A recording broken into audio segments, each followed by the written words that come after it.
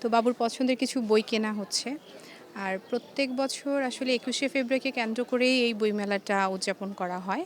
আ বাচ্চাকে যতটুকু পারছি আন্তর্জাতিক মাতৃভাষা দিবস সম্পর্কে একটু জানাচ্ছি। তারপর হচ্ছে বইমেলাটাকে কেন্দ্র করে যেহেতু ওকে নিয়ে আসা হয়, ওকে একটু বিভিন্ন স্টলগুলো ঘুরিয়ে, ঘুরিয়ে বই সম্পর্কে একটু জানানো হচ্ছে আরকি।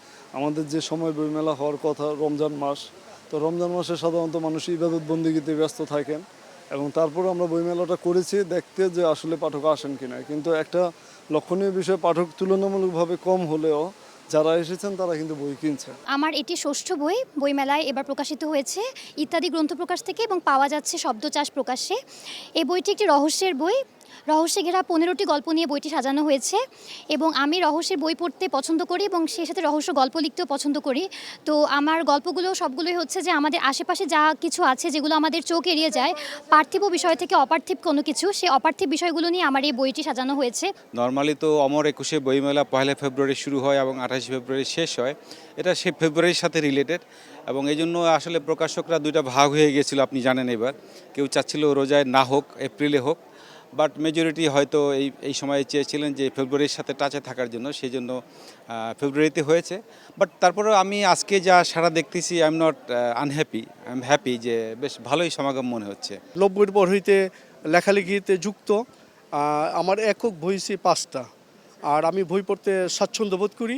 আর এইবার বইটা হচ্ছে মহৎ গুণে কবিতা বুনি। আর একটা বই আছে হঠাৎ দেখা, আরেকটা বই আছে হঠাৎ দেখা। আর কলকাতাতে আমার একটা বই প্রকাশিত হয়েছে তোমার আমার প্রেম কাহিনী। বইমেলা হচ্ছে আমাদের প্রাণের মেলা।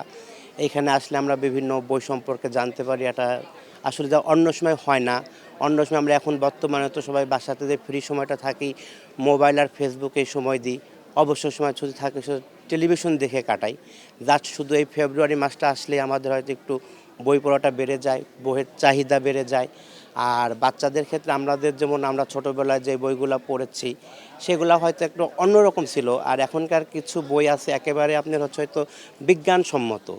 এই বইগুলো পড়লে হয়তো বাচ্চারা একটু বেশ উপকৃত হবে।